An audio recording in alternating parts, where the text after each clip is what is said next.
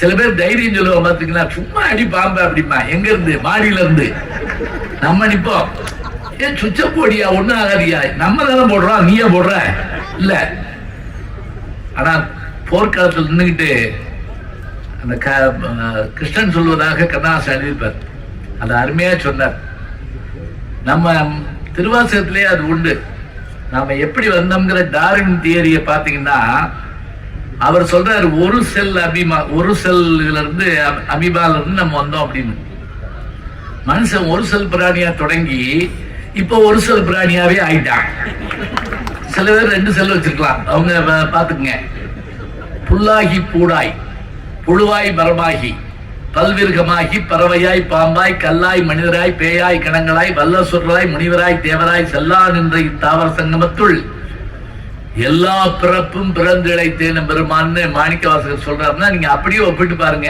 அந்த பரிணாம வளர்ச்சி அதுல இருக்கிற மாதிரி நமக்கு தோணும். அத்தனை மீதும் அன்பு கொள்ளுதல் என்பது சாதாரணம் அல்ல. அதுக்குதான் அவர் நற்றினையிலிருந்து அந்த பாட்டு எடுத்து கொடுத்தார். ரொம்ப அபூர்வமான பாட்டு. டிகேசி கேள்விப்பட்டிருப்பீங்க. தமிழ்நாட்டில் மும்மணிகள், இதெல்லாம் தெரிஞ்சு வச்சிருக்கணும். நீங்க பாட்டுக்கு மும்மணிகள்னா வேற ஏதாவது யோசிச்சு விடாதீங்க. மகா மகா உபாத்தியாய பெற்ற பண்டிதமணி கதிரேச செட்டியார். அடுத்தவர் கவிமணி தேசிக விநாயகம் பிள்ளை. 3வது ரசிகமணி டி.கே. சிதம்பரநாதன் முதலியார். அப்ப பாத்துங்க, பண்டிதமணி, கவிமணி, ரசிகமணி, மும்மணிகள். இதுல ரசிகமணி டி.கே.சி. அவர்கள் கம்பராமாயணத்தை சொல்ல ஆரம்பிச்சார்னா கேட்டு அப்படி மகிழ்வோமா. கம்பன் இருந்து கேட்காம போயிட்டானே அப்படி சொல்லுவோமா. காந்தியடிகள் ஒரு தடவை காரைக்குடிக்கு வந்திருந்தப்ப அந்த கம்பராமாயண பாடல சொல்லி வரவேற்ற உடனே பக்கத்துல இருந்த ராஜாஜி அதை மொழிபெயர்த்து காந்திக்கு சொன்னாராம். அதை கேட்டு நெகிழ்ந்து போய், இவ்வளவு அற்புதமான கவிதைகள் தமிழ்ல இருக்கா, இதை நான் படிக்கணும்னா என்ன செய்யணும்னு கேட்டாராம். டி.கே.சி. சொன்னாரா, நீங்க தமிழனா பிறக்கணும் அப்படின்னாராம். பாத்தீங்களா, தமிழனா பிறந்தாதான் அதை ரசிக்க முடியும். நம்ம ரசிக்கிற மாதிரி யோசிச்சுங்க. நீங்க பார்க்கணும். கம்பராமாயணம் ஹூயிஸ்கி அப்படின்னு விட்டாரு. அடிக்கடி கேள்விப்படுறேன், யாருன்னு தெரியல. படிச்சு பார்த்தா தான் அதனுடைய அருமை தெரியும். அது உண்மை. அவர்கிட்ட கேட்டாங்க ஒரு தடவை, ஆங்கிலேயர்களா வந்து, அவர் ஹெச்ஆர்என்சி போர்டுல எல்லாம் மெம்பரா இருந்தவர், சட்டம் பயின்றவர், ஆங்கிலம் அருமையா பேசுவார். வெளிநாட்டுக்காரவங்க வந்து அவர்கிட்ட கேட்டாங்களாம், we love the trees, நாங்கள் மரங்களை நேசிப்போம். யார்? மேல்நாட்டுக்காரவங்க. we love the trees. உடனே இவர் சிரிச்சுக்கிட்டே சொன்னாராம், we worship the trees அப்படின்னாராம். நாங்கள் மரங்களை பூசிப்போம் அப்படின்னாராம். நீங்களாவது நேசிப்பீங்க, நாங்க என்ன செய்வோம், பூஜையே பண்ணணும். மூர்த்தி தலம் தீர்த்தம் அப்படின்னு சொல்லி தலபுராணம் பாடுற போது எல்லா கோயில்லையும் ஒரு மரம் வச்சிருக்காங்க இல்லையா? எதுக்கு? பிள்ளையாருக்கு தண்ணி ஊத்துறப்ப அந்த தண்ணி அப்படியே நெல்லுக்கு இறைத்த நீர் வாய்க்கால் வழியோடி புல்லுக்கு மாங்கே பொசியுமாம். தொல்லுலகில் நல்லார் ஒருவர் உளரேல் அவர் பொருட்டு எல்லோருக்கும் பெய்யும் மழை. இதான் முழு பாட்டுங்க, அபையார் பாட்டு. சில பேர் இந்த பின்வரிய மந்திரம் சொல்லிவிட்டு இது திருக்குறள் போயிருவாங்க.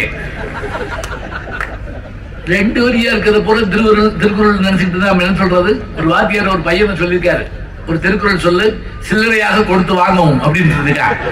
இப்படி ஒரு குறளை கேள்விப்பட்டதே இல்லையே. பஸ்ல எழுதி போட்டுருக்காங்க. ஒன்னே முக்கால் தானே, சில்லறையாக கொடுத்து வாங்கவும். எப்படி பாருங்க, இது 4 வரி பாட்டு. நெல்லுக்கு இறைத்த நீர் வாய்க்கால் வழியோடி புல்லுக்கு மாங்கே புசியுமா. நல்லா கவனிச்சுங்க. புல்லும் வளரணுங்க. நெல்லு வளர்ந்தா மட்டும் போதுமா? புல்லு வளர்ந்தா மாடு சாப்பிடும், நம்ம ஃபுல்லா சாப்பிடுவோம், அது வேற விஷயம். அது புல்லு சாப்பிடும். புல்லுக்கு மாங்கே பொசியணும். பொசிதல்ங்கிற வார்த்தையை பாருங்க. கசிதல், பொசிதல், எவ்வளவு அற்புதமான தமிழ் இருக்குங்க. கண்ணீர் கசிந்தது சொல்லணும். அதாவது வெளியோரத்துல தண்ணி வந்து நின்று அப்படியே லேசா இறங்கணும். தண்ணி கசிகிற மாதிரி இருக்கே, அந்த வார்த்தை சொல்லுவோம். அதெல்லாம் இப்ப இல்ல. வாட்டர் லீக் ஆகுது போல் இருக்கு அப்படிங்கும். ஏன்னா அப்பதான் புரியுது. எங்கெல்லாம் நம்ம போய் திணற வேண்டியிருக்கீங்க. ரைஸ் சாப்பிடுறீங்களா அப்படிதானே கேக்குறாங்க ஹோட்டல்ல. ரைஸ் சாப்பிட்டு என்ன செய்ய போற? ஊற வச்சு அரிசியை திம்பாங்களா? ஆனா அதுக்கு இலக்கணம் இருக்கு தெரியுமா உங்களுக்கு? அந்த இடத்துல ரைஸ்ன்னா என்னன்னு கேட்டீங்கன்னா ஆகு பெயர்னு அர்த்தம். ஆரம்பிச்சாரா அப்படிங்கப்படாது. இலக்கண வேலைய இப்படிலாம் சொன்னாதான் முடியும், வேற வழி கிடையாது. அதாவது ஒன்றுடைய பொருள் இன்னொன்றுக்கு ஆகி வருமானால் அதே செய்தியை தரணும். இப்ப உதாரணமா கண்டக்டர்கிட்ட கேட்கிறோம், ஓட்டுநர் நடத்துனர்கிட்ட, அண்ணா நகருக்கு ஒரு டிக்கெட்டு அப்படின்னு கேட்கிறோம். அவர் உடனே அண்ணா நகருக்கு எதுக்கு டிக்கெட்டு, உனக்கு வேணா கேளு அப்படின்னு சொல்ல மாட்டாரு. அண்ணா நகருக்கு டிக்கெட் என்ன அர்த்தம்னா அண்ணா நகரில் இறங்க போற எனக்கு டிக்கெட்னு அர்த்தம். இதான் ஆகு பெயர். இதுக்கு என்ன ஆகு பெயர் தெரியுங்களா?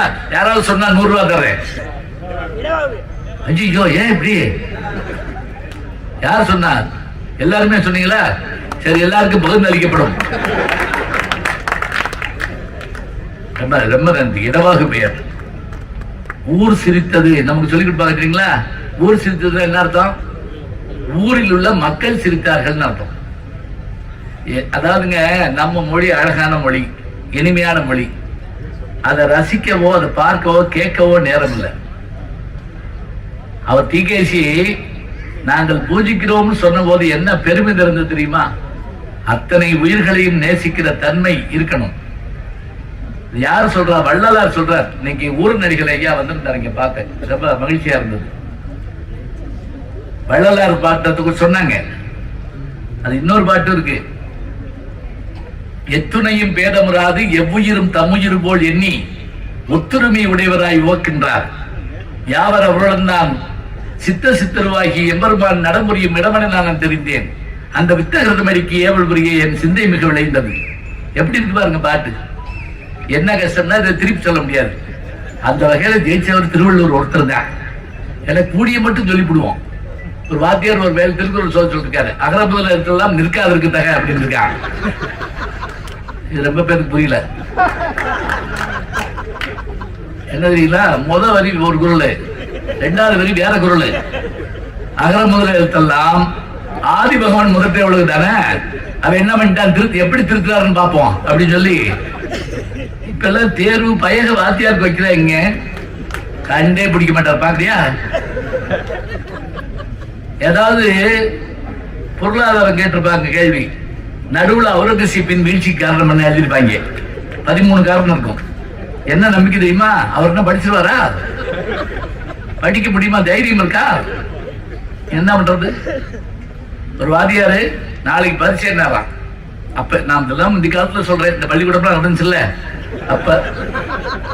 இப்ப அடையமா பள்ளிக்கூடம் தொடர்ந்தாச்சுன்னு நினைக்கிறேன். நாளைக்கு பரிசு இருக்காரு. ஒருவேளை எந்திரிச்சு முக்கியமான கேள்வி எல்லாம் சொல்லுங்க அப்படின்னு இருக்கா. அவர் கோபம் தாங்க முடியல. கொஸ்டின் அவுட் பண்ண பாக்குறியா? உட்காரா. இன்னொரு எந்திரிச்சா, நீங்க முக்கியமில்லாத கேள்வி சொல்லுங்க சார் அப்படின்னு இருக்கா. ரெண்டும் ஒண்ணுதான். முக்கியமில்லாத கேள்வி சொன்னா முக்கியமான கேள்வி தெரியாதா? நிக்கிறவெல்லாம் வந்து உட்காரலாம், நீங்க எப்ப வேணாலும் போலாம். நான் உங்களுக்கு ஒரு இது தரேன், உரிமை தரேன். என்ன கொஞ்சம் உட்காருங்கன்னு சொன்ன உடனே நம்ம ஆளு கண்ணீர் போக கொண்டு போட்ட மாதிரி களைஞ்சு ஓடிடுவாங்க அப்படியே. நான் உண்மையா சொல்றேங்க, நீங்க எப்ப வேணாலும் போலாம். போறப்ப போயிட்டு வரலாம் அப்படின்னு சொல்லி கூட போலாம். பேசிக்கிட்டு சில பேரு நம்மகிட்ட சொல்லிட்டு போக, அப்ப நீங்க இருந்து கேட்டுவாங்க, எனக்கு வேலை இருக்கு. அப்ப நான் வேலை ஏற்றவனா? என்ன அநியாயங்க இது. எல்லாரும் கேட்கணும், எல்லாத்தையும் சொல்லணும். இந்த பாருங்க, இங்க சாப்பிட்ட உணவு இங்க போனா 3 மணி நேரம். ஆனா இங்க கேட்கிற செய்தி நம்முடைய மனதுக்குள்ளேயோ நம்முடைய அறிவுக்குள்ளேயோ போனா சாகிற வரைக்கும் மறக்காது. அதான் உண்மை. செல்வத்துள் செல்வம் செவி செல்வம். அச்செல்வம் செல்வத்துள் எல்லாம் தலை. எவ்வளவு ஆச்சரியங்க. 21ஆம் நூற்றாண்டுல குறுஞ்செய்தி தான் படிப்பாங்க நம்ம ஆளுன்னு கண்டுபிடிச்ச முதல் அறிவியல் அறிஞர் திருவள்ளுவர். 7 சொல்லுதான் படிப்பாங்க. அதுக்கு மேல வந்துச்சுன்னா ஸ்க்ரோல் பண்ணிடுவோம், அப்படியே பண்ணிடுவோம். ஏன்னா அதுக்கு மேல இருக்காது. சில பேர் சஸ்பென்ஸ் வச்சு நம்மளை எழுப்பாங்க தெரியுமா? கடைசி வரை விட்டுருப்பாங்க. இந்த டெய்லி காலையில் எந்திரிச்சு பல்லு வளர்க்குறோம்னா இல்லையோ செல்லு விளக்கிட்டு இருப்பேன். இப்படி டெலீட் பண்ற வேலையா பண்ணணும். அதுவும் தீபாவளி பொங்கல் திருவிழாக்கள் வந்துடக்கூடாது. எங்க இருந்துதான் எப்படி பூங்க, எப்படி பூத, எப்படி பூவு, எப்படி சாமி. உலகத்துல இப்படி சாமி நான் சாமியே பார்த்துக்காது. அப்படி சாமி அனுப்புறாங்க. அதை அனுப்பி இதை நீ வணங்கு, கும்பிடு, எல்லாம் சொல்லி. கும்பலைன்னா ரத்த ரத்தமா கக்கிச்சாது, அது ஒண்ணுதான் பாக்கி இருக்கு. 10 பேர்மா இந்தியனா இருந்தா 7 பேருக்கு அனுப்பு, தமிழ்ல இருந்தா 70 பேருக்கு அனுப்பு, ஏதாவது ஒண்ணு அனுப்பு. இவங்கெல்லாம் யாரு தெரியுங்களா? இந்த வெங்கடாஜலபதி கடிதம் எழுதிக்கிட்டு இருந்தாலுங்க. பாத்திருக்கீங்களா? நம்ம வீட்டுக்கு ஒரு கடிதம் வரும், இதை உடனடியா நீ 7 பேருக்கு போஸ்ட் பண்ணலன்னா உங்க வீட்டுல பாம்பு வரும் அப்படின்னு வரும். அந்த ஆளுக்கு பூரா இப்ப இதுக்கு வந்தாச்சு, புரிஞ்சது கோஷ்டி. அதெல்லாம் பொங்கல் அப்ப எனக்கு ஒரு இது வந்துருச்சு, எக்கச்சக்கமா இருந்துச்சு. அதுல ஒன்னே ஒண்ணு ஞாபகம் இருக்கு. அவர் சொன்னார்ல, எனக்கு ஒரு கவிதை ஞாபகம் இருக்குன்னார்ல, அவர் சொன்ன கவிதையில கூட சிறப்பு என்ன தெரியுங்களா? மேத்தா அவர்கள் அதே மாதிரி ஒரு கவிதை எழுதியிருப்பாருங்க.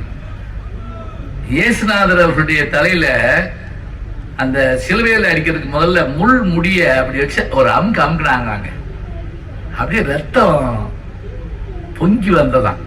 என்ன ஆச்சரியம்!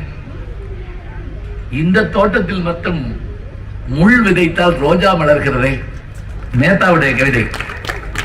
என்ன ஆச்சரியம்! அமுக்கின உடனே முள்ளு குத்துறது, அது ரத்தம் வருது. அதுக்கு எப்படி எழுதுறாப்புல, என்ன ஆச்சரியமான தோட்டம், இங்கு மட்டும் முள் விதைத்தால் ரோஜா மலர்கிறது. எவ்வளவு ஆச்சரியம் பாருங்க. நான் அதை விட்டுற போறேன். அவர் எனக்கு எழுதின கவிதை நான் வாசிக்கணும், நீங்க வாசிக்கணும்ல. அது என்ன, பொங்கலுக்கு வந்த கவிதை. கவிதையா என்ன தெரியல, கவிதைன்னு போட்டிருந்ததுனால நான் உங்களுக்கு கவிதைன்னு சொல்றேன். லாரியில கரும்பை ஏத்தணும்னா காசு, கரும்பு மேல லாரி ஏறிச்சுன்னா ஜூஸ். இத படிச்ச நீ லூசு. இப்ப நீங்க கேட்கலாம், இதை ஏன் படிச்ச? படிக்க வச்சுட்டாங்கல்ல, கீழே அம்புக்குறி போட்டு கூட்டு போறாங்கல்ல. இப்ப நம்ம அந்த புத்தகத்துல சில பேர் பார்த்துருக்கீங்களா? நண்பா 30ஆம் பக்கம் வா போட்டிருப்பாங்க, 70ஆம் பக்கம் பார், கடைசி பக்கம் திருப்பு. பார்த்தோம்னா இதை படித்தவன் முட்டாள் அப்படின்னு போட்டுருக்கோம். நம்மளை கூட்டிட்டு போகக்கூடிய முறை அது இருக்கட்டும். நல்ல செய்திகள் எல்லாம் நம்ம கேட்கறதுக்கான வாய்ப்பு இன்னும் கூட நிறைய இலக்கிய கூட்டங்களுக்கு ஆடுங்க. அது ரொம்ப கஷ்டமா இருக்குது. எங்கேயாவது பேசிக்கிட்டே இருக்கணும், இல்லைன்னா எங்களுக்கு மறந்து போகும். அது உண்மை.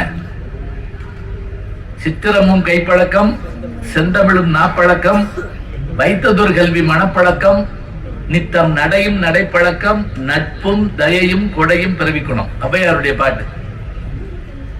எதுக்காக சொல்றேன் தெரியுங்களா? பாட்டு முழுசா சொல்லுன்னு எங்க அப்பா சொல்லுவாரு. பாதி பாதி சொல்லணும்னா என்ன ஆகுமா, பாதி பாதி தான் ஞாபகத்துக்கு இருக்குமா. நெஞ்சே எல்லும் சிலப்பதிகாரம் எங்க அடுத்த வரி சொல்லுங்க பார்ப்போம். நெஞ்சே எல்லும் சிலப்பதிகாரம் அடிக்கடி சொல்றோம்ல, இது பாரதியார் பாடினது. நெஞ்சே எல்லும் சிலப்பதிகாரம் அடுத்த வரி என்ன? என்றொரு மணி ஆரம்படைத்த தமிழ்நாடு அடுத்த வரி. அதை சொல்லி சொல்லி சொல்லி என்னாச்சுன்னா அடுத்த வரியை மறந்து போனோம். எதெல்லாம் பழகுனா வந்துரும், எதெல்லாம் பாரம்பரியமா வரும். லிஸ்ட் கொடுக்குறாங்க அவையாரு. 4 விஷயம் பழகுனா வந்துருப்பான். சித்திரம் போட்டு போட்டு பாருங்க. இப்ப என் பேத்தி படம் வரைகிறப்பல எனக்கு என்ன சந்தோஷம்னா, இங்க வந்திருக்காங்களா? வந்துருவேன். சரி, சாயாதிரி வந்திருக்காங்க. படம் வரைய வரைய வரைய வரைய அது பழக்கமாகி கற்பனை விரிஞ்சுக்கிட்டே போகுங்க. அது வேணும். செந்தமிழும் நாப்பழக்கம்.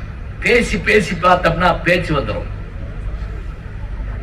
செல்ல பேசினா வராது, பில்லுதான் வரும். மேடைகள்ல மற்ற இடத்துல பேசி பார்க்கணும். செந்தமிழும் நாப்பழக்கம், வைத்ததொரு கல்வி மனப்பழக்கம். மனப்பாடம் பண்ணுதல்ங்கிறது எவ்வளவு பெரிய கலை தெரியுமா, எவ்வளவு பெரிய ஆற்று. இன்னைக்கு வேண்டாங்கிறாங்க. நான் அதை ஒத்துக்கிற மாட்டேன். ஒருவேளை நீங்க பழைய தலைமுறைன்னு சொன்னாலும் பரவாயில்லை. ஏன்னு கேட்டா, என்னதான் நீங்க விக்கிபீடியால வச்சுக்கிட்டு, என்னதான் கையில வச்சுக்கிட்டு, என்னதான் சொன்னாலும் கூட உள்ளுக்குள்ள இருந்து உணர்வோட பாட்டு வர்றப்ப இருக்கக்கூடிய அந்த வேகம் அதுல வராதுங்க. அதான உண்மை. யோசிச்சு பாருங்க. வைத்ததொரு கல்வி மனப்பழக்கம். மனசுக்குள்ள இருந்து பாட்டு வந்தா தாங்க அது அப்படியே புழிஞ்சு கொடுக்கும். மதுரையில் அமெரிக்கன் காலேஜில் ஒரு புத்தகம் வெளியீடு. MS விஸ்வநாதன் அவர்கள் வந்துருந்தாங்க. நான் புத்தகத்தை வெளியிட்டு அது தொடர்பாக திரைப்பட சம்பந்தமான புத்தகம்னால ஒரு திரைப்பட பாடலை சொன்னேன் நான். எப்படி அப்படின்னா, கண்ணதாசன் அவருடைய வாழ்க்கையில கேள்விப்பட்டிருப்பீங்க. அவரை பத்தி வடம்புரிஜான்னு எழுதுவார். கண்ணதாசன் இந்தியாவின் ஜனாதிபதியை போல் சம்பளம் வாங்கினார். நம்ம எல்லாம் கை தட்டுறோம். அதே அப்பா அதே அப்பா. அடுத்த வரி அதான் முக்கியம். கண்ணதாசன் இந்தியாவின் ஜனாதிபதியை போல் சம்பளம் வாங்கினார். ஆனால் இந்தியாவை போல் கடன் வாங்கினார், முடிஞ்சு போச்சு, அவ்வளவுதான். அப்ப எவ்வளவு கடன் வாங்கியிருக்காரு பாருங்க, எக்கச்சக்கமா வாங்கிட்டாருங்க. கட்ட முடியாத சூழல். அண்ணன் தம்பிலாம் கேட்டு பாக்குறாங்க, இப்ப அவங்க உதவிட்டாங்க, அதுக்கு மேல உதவ தயாரா இல்ல. கையில கோர்ட்ல இருந்து வந்த இது இருக்கு, பணம் கட்ட சொல்லி அப்படியே கண்ணீர் மல்க நிக்கிறார். அப்போ ஒரு கார் வந்து இவர் கூப்பிடுறாங்க, பாட்டு எழுதுங்க வாங்க. போறாரு. போன உடனே என்ன சூழல்னு கேட்கிறார். மனசுக்குள்ள 1000 இருக்கு, என்ன சூழல்ங்கிறார். ஒண்ணும் இல்ல, ஒரு அப்பாவி சொத்தெல்லாம் இறந்துட்டாரு, அண்ணன் தம்பி கூட உதவ மாட்டேங்கிறாங்க. அப்ப கதாநாயகன் பாடுற மாதிரி உடனே இவர் சொன்னாரு, இது சூழல்ல இல்ல, ஏன் சூழல் இருந்து எழுது. அண்ணன் என்னடா தம்பி என்னடா அவசரமான உலகத்திலே, ஆசை கொள்வதில் அர்த்தம் என்னடா காசு இல்லாதவன் குடும்பத்திலே, வாழும் போதிலே கூட்டம் கூட்டமாய் வந்து சேர்கிறார் பாரடா, வறண்ட வீட்டிலே உடைந்த பானையை மதித்து வந்தவன் யாரடா. இந்த பாட்டை நான் சொல்லிக்கிட்டே வந்துட்டுங்க, ஒரு ஹைலைட் சொன்னேன். என்ன அப்படின்னு கேட்டீங்கன்னா, உச்சகட்டமா ஒரு விஷயம் சொன்னேன். இப்ப கோழி குஞ்ச பாதுகாக்கிறத பாத்தீங்கன்னா 21 நாள் அடகாத்து. அந்த காலத்துல எல்லாம், இப்ப எல்லாம் அது பூரா இன்குபேட்டர் வந்துருச்சு, இது பண்ண முடியாது. அப்ப இந்த குஞ்சு பறிச்ச பிறகு அதை வெளியே கூட்டு போறப்ப கழுகு பூனைட்டு இருந்து அதை பாதுகாக்கிற முறையை பாத்தீங்கன்னா அவ்வளவு அருமையா இருக்கும். பறந்து போய் கழுகு அடுக்கணும்.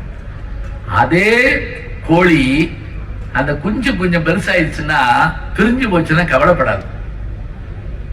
கதாசன் கேட்கிறாரு, அதெல்லாம் மாடு கண்ட பிரிஞ்சா கவலைப்பட மாட்டேங்குது, கோழிக்கு குஞ்ச பிரிஞ்சா கவலைப்பட மாட்டேங்குது, மனுஷன் மாத்திரம் ஏன் கவலைப்படுறான்? யாராவது பிரிஞ்சு போயிட்டா, அண்ணன் தம்பி பிரிஞ்சு போயிட்டா, அப்பா அம்மா பிரிஞ்சு போயிட்டா ஏன் கவலைப்படுறான்? கேள்வி கேட்டுட்டுங்க பதில் சொல்றாரு. அவர் தான் மனுஷன். சில ஆளுங்க கேள்வி மாத்திரம் கேட்டு போயிடுவாங்க, சிந்தித்துப்பார். இதுதான் வேலையா நமக்கு? 1000 வேலை பார்த்துட்டு இருக்க, சிந்தித்துப்பார், யோசித்துப்பார் சொல்றார். பெட்டை கோழிக்கு கட்டு சேவலை கட்டி வைத்தவன் யாரடா? பெட்டை கோழிக்கு நல்ல தமிழ் தானே, புரியுது இல்லையா? நீங்க ஆமா இல்லைன்னு ஏதாவது சொன்னாதான் மேல பேசுவேன். இல்ல நீங்க வாட்டிக்கு என்னைய பார்த்துக்கிட்டே உட்கார்ந்து நானும் உங்களை பார்த்து உட்கார்ந்துக்க வேண்டியதான். பெட்டை கோழிக்கு கட்டு சேவலை கட்டி வைத்தவன் யாரடா? அவை 8 குஞ்சுகள் பெற்றெடுத்த பின் சோறு போட்டவன் யாரடா? வளர்ந்த குஞ்சுகள் பிரிந்த போதிலும் வருந்தவில்லையே தாயடா. வளர்ந்த குஞ்சுகள் பிரிந்த போதிலும் வருந்தவில்லையே தாயடா. மனித சாதியின் துயரம் யாவுமே மனதினால் வந்த நோயடா. முடிக்கிறார். நமக்கு மனசுன்னு ஒண்ணு இருக்கு, அதனால நம்ம அழுகிறோம். அதுக்கு மனசு கிடையாது. இருந்திருந்தா நம்ம கறிக்கடையில வாங்கியிருப்போம்ல. காக்கிற ஈரல் 100 மனசு வாங்கியிருப்போம்ல. அது இல்ல, அது உணர்வு. இந்த பாட்டை நான் சொன்னேங்க. உட்கார்ந்து இருந்த எம்எஸ் நான் என்ன பண்ணாருங்களா, இத்தனைக்கும் நான் ஒன்றும் பாடல, எனக்கு பாட தெரியாது, அது வேற விஷயம். அதுவே உங்களுக்கு ஒரு நன்மையா கூட இருக்கலாம். அதுதான் நல்ல மனுஷன் இருக்காரு. இப்படி யாரெல்லாம் எங்க போய் பார்க்க போறாங்க? யார் நீங்க ஏற்பாடு பண்ணீங்களா?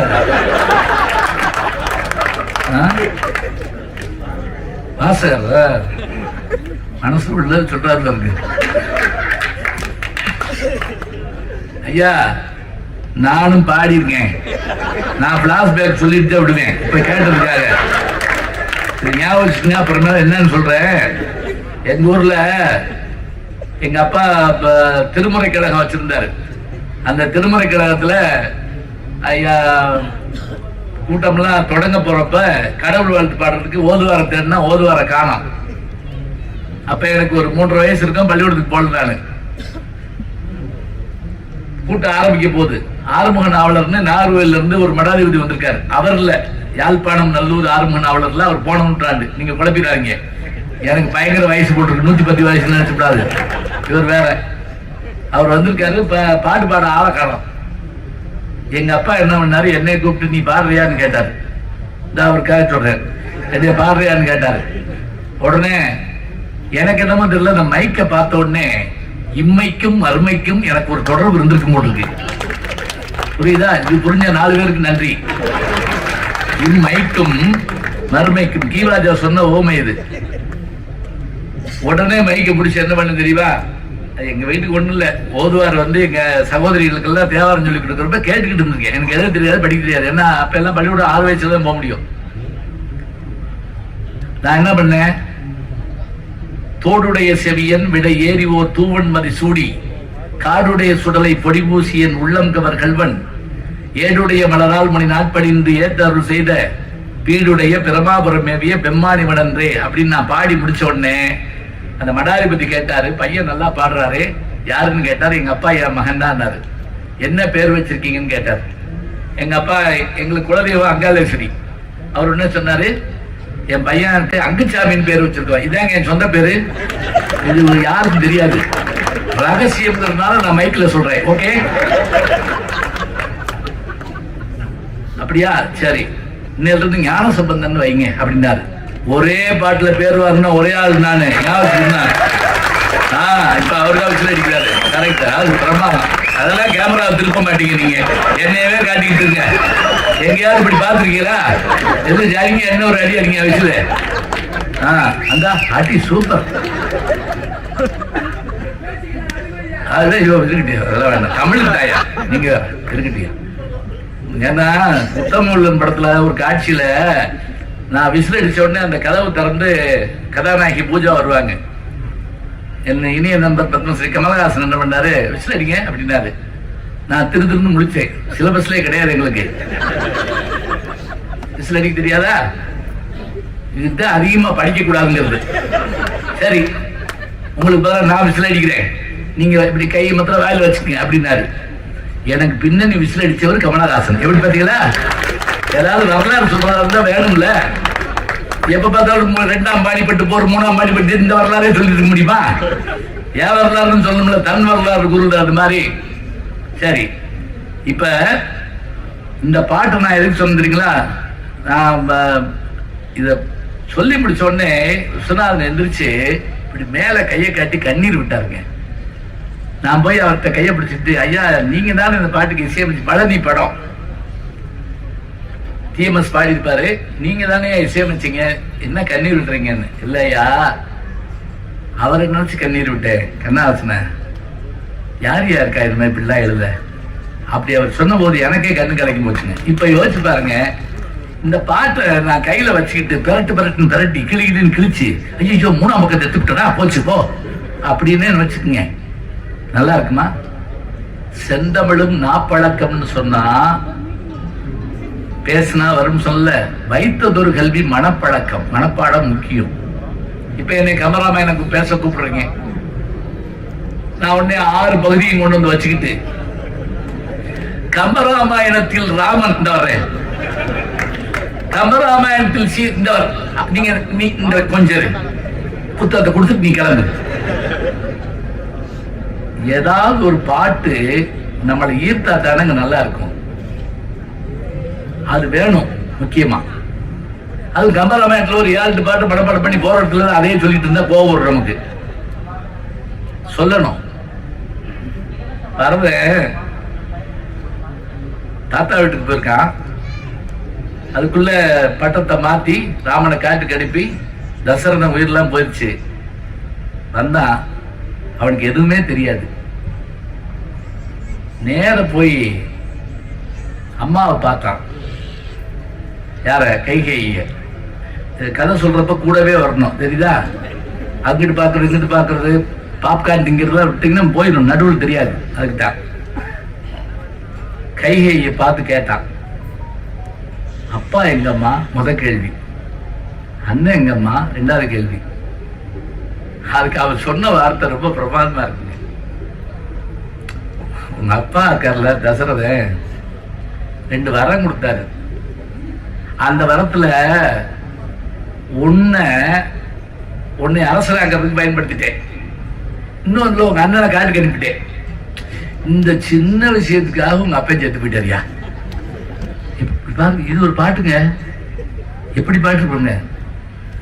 இது சின்ன விஷயமா? பட்டங்கட்ட வந்த ராமனை காட்டுக்கு அனுப்பிட்டு அதனால அவர் இறந்து போனேன்னு சொல்லாம எப்படி சொல்றா? வாக்கினால் வரந்தர கண்டு மைந்தனை வனத்திடை போக்கினேன். வாக்கினால் யாரு? அவன் சொன்னா எழுதி கொடுக்கல. அவன் முந்தி சொன்னான். எப்ப கொடுத்தான் தெரியுமா வாக்கு? போர் நடந்த போது அந்த கடையாணி கலந்துக்கிடுச்சு. ரதம் ஓட்டினவன் யாரு தெரியுமா? நீங்களாம் பெண்கள் கார் ஓட்டுறீங்கல்ல, அன்னைக்கு தேர் ஓட்டிருக்காங்க. ருக்மணி ஓட்டினா யாருக்கு? கண்ணாபெருமானுக்கு. தசரதனுக்கு கை ஓட்டினவ கை படாரு என்ன பண்ணாதீங்களா? இந்த பெருவரில் கட்டவரில் கொடுத்தாங்க. எதுல? அந்த கடையாடிக்கு பதில கட்டவரில் கொடுத்துட்டு குதிரையை ஓட்டுறான் அவர் கையில. அப்பதான் அவன் ஜெயிச்சு வந்தான். அதனாலதான் கேட்டான், உனக்கு 2 வரம் தரேன், என்ன வேணும்னு கேட்டான். அவன் அப்ப வாங்கிக்கல, சமயம் வர்றப்ப வாங்கிக்கிறேன்ட்டான். அதைத்தான் சொல்றான். வாக்கினால் வரந்தர கண்டு மைந்தனை வனத்திடை போக்கினேன், போக்கி பார் உனக்கு ஆக்கினேன். பார்னா என்ன? பார்னா தப்பா நினைச்சுட்டாங்க. பார் உனக்கு ஆக்கினேன் நாடு. அன்னது பொருட்களாமையால் இந்த சின்ன விஷயத்துக்காக நீக்கினான் அரசு நேமி வேந்தி என்றார். இந்த சின்ன விஷயத்துக்கு அப்பன் செத்து போயிட்டான்னா என்ன அர்த்தம்? பரதனுக்கு வந்துச்சு பாருங்க கோபம். நீ எனக்கு தாய் இல்லை பேயின்னு ஆரம்பிச்சான். அதோட போய்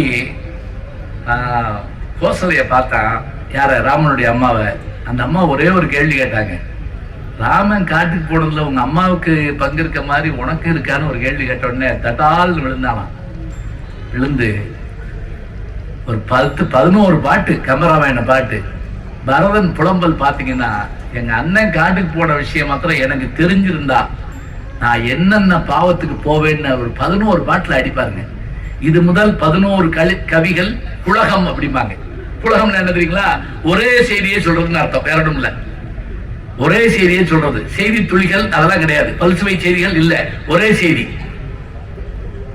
இது முதல் 11 கவிகள் புலகம். புலகம் பலபாட்டு ஒரு மொழி இலக்கணம். புலகம் பல பாட்டுக்கு ஒரே மொழியில சொல்றது. சொல்லிக்கிட்டே வந்து இத்தனை பாவத்துக்கு நான் போவேம்மா. இதுல வாரியார் சாமி ஒரே கேட்டீங்கன்னா அவர் சொல்லிக்கிட்டே வருவாருங்க. ஐயா கூட என்னை கேட்டாரு, இங்க உட்கார்ந்து பேசுறீங்களான்னு. உட்கார்ந்து பேச மாட்டேன். ஏன் தெரியுமா? நின்று பேசினாலே கூட்டம் நிக்காது. நான் 30 வருஷமா பாடம் நடத்திருக்கேங்க கல்லூரியில. ஒரு நாள் கூட உட்கார்ந்து பாடம் நடத்தவே மாட்டேன். ஏன் தெரியுமா? கடைசி ஆள் முகம் எனக்கு தெரியணும், என் முகம் அவருக்கு தெரியணும். அப்பதான் நல்லா இருக்கும். எல்லாரும் பின்னாடி நீட்டு வந்து படுத்துடுவாங்க சில பேர் வகுப்புல. ஒரு வாத்தியார் சொன்னார், ராமன் காட்டுக்கு போறான் நோட்ஸ் கொடுத்தாரு. பின்னாடி இருந்து ஒருத்தன் காட்டுக்கு அப்படின்னா சரி கேட்கல ஓடுறதுன்னு கிட்ட போய் போடான்னு சொல்லி பாக்குறாரு. நோட்டு முள்ள பேடாம இல்ல, மோனாய்ட் பண்ணிட்டு இருக்காங்க. அப்படி எழுதுற மாதிரிலாம் அடிப்பாங்க சில பேர். பாக்குறீங்களா? பக்கம்லாம் எச்சி தொட்டு பரட்டுவாங்க, ஒண்ணும் இருக்காது. வாரியார் சபை என்ன பண்ண வருதுங்களா? இந்த 11 பாட்டுல வரக்கூடிய பாவத்தை சொல்லிக்கிட்டே வர்றப்ப, ராமன் தான் காட்டுக்கு போட செய்தி மாத்திரம் எனக்கு தெரிஞ்சிருந்தா நான் அப்படி போவேன் இப்படி போவேன் சொல்லிட்டு ஒரு 10 இவர் சேர்த்து சொல்லுவாருங்க. பால்ல தண்ணி ஊற்றி ஊத்தவேன், என்ன இதுக்கு போவேன்னா அந்த இதுக்கு போவேன். கோயில்ல பொங்கல் வாங்கி தின்னுட்டு தூள்றத என்ன பாவத்துக்கு போனா அந்த பாவத்துக்கு போவேன். இன்னைக்கு என்னென்ன சொல்றோமோ இன்னைப்பட்ட நம்ம சேர்த்துக்கலாம். மிஸ்டு கால் கொடுத்துட்டு வச்சிடறாங்களா, அவங்க என்ன பாவத்துக்கு போகணும் அதுக்கு நான் போவேன். அது எல்லாமே சேர்த்துக்கலாம், காலத்துக்கு சேர்க்கலாம். இப்ப நான் சொன்ன பாருங்க, வைத்ததொரு கல்வி மனப்பழக்கம் சொன்னா பாட்டு மனப்பாடம் இருந்தா தானங்க பேச முடியும். எவ்வளவு முதல் மார்க் வாங்கக்கூடிய சில பேரு பேச தெரியாத காரணத்தினால வேலை இழந்திருக்காங்கல்ல. பேசுவது கலை, பேசும் கலைன்னு நான் ஒரு புத்தகம் எழுதியிருக்கேன். பேச்சு ஆற்றல் ரொம்ப முக்கியம். நீங்க கேட்கலாம், என்ன இப்ப என்னங்க பெருசா இப்ப இந்த அரவிந்த் வந்திருக்காரு, பிளாக் ஷிப்ல இருந்து வந்திருக்காங்க.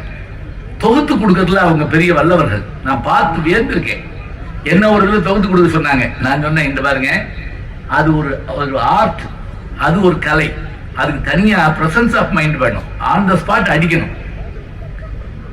அது எனக்கு பழக்கம் இல்லை. நான் பேச சொன்னா பேசிடுவேன். ஆனா பேச்சு என்பது ஒரு கலை. எப்படின்னு ஒரு சின்ன உதாரணம் சொல்ற பாருங்க. எனக்கு ஒரு வாத்தியார் பாடம் நடத்துவார். அவர் பாடத்தை, அவருடைய வகுப்பை யாருமே கட் பண்ண மாட்டாங்க. எல்லாரும் உட்கார்ந்து கேட்பாங்க. அவ்வளவு அருமையா நடத்துவார். சிங்கம் வகுப்பறையில. அவர் ஒரு நாள் ஒரு கூட்டத்தில் என்ன பண்ணாங்க, இன்னைக்கு வரல, நீங்க நன்றியுரை சொல்லுங்கட்டாங்க. நான் அன்னைக்கு தாங்க தெரிஞ்சுக்கிட்ட ஒரு விஷயம், பாடம் நடத்துவது வேறு, மேடையில் பேசுவது வேறு என்பதை நான் தெரிஞ்சுக்கிட்டேன். ஏன் தெரியுமா? மேடைக்கு வர்ற போது அவருக்கு பிபி வந்து விழுந்துருவாரோன்னு நினைச்சேன். நான் வேர்த்து விறுவிறுத்து நான் வந்து உங்களிடத்திலே வந்து ஏன் வந்து எதற்காக வந்து சொல்லி பதறி, அப்புறம் எல்லாரும் கையை பிடிச்சு அவர் கூட்டிட்டு போனாங்க. என்ன காரணம் தெரியுங்களா? இப்ப இந்த இதெல்லாம் எதுக்குன்னு நினைக்கிறீங்க? நடுக்க வெளியே தெரியாம இருக்கட்டாங்க. சில பேர் இதை பிடிச்சி ஆடாடுன்னு ஆடிடுவாங்க. ஆமா, நான் பிடிச்சுக்கிறேன். சரியா, சிங்கப்பூருக்கு போயிருந்தோம். வீட்டுல துணைவியார் வந்திருந்தாங்க. அப்ப என் கூட வந்த ஒருத்தர், அவருக்கு என்ன வழக்கம்னு கேட்டீங்கன்னா, மேடல் இப்படி படுத்துக்கிட்டு தான் பேசுவார். இந்த மாதிரி 20,000 பேர் கொண்ட அரங்கம். அவரை பட்டிமன்றத்தை கூட்டு போயிருக்கேன் நான். வழக்கப்படி என்ன பண்ணிட்டாரு, அப்படி படுத்துட்டார்.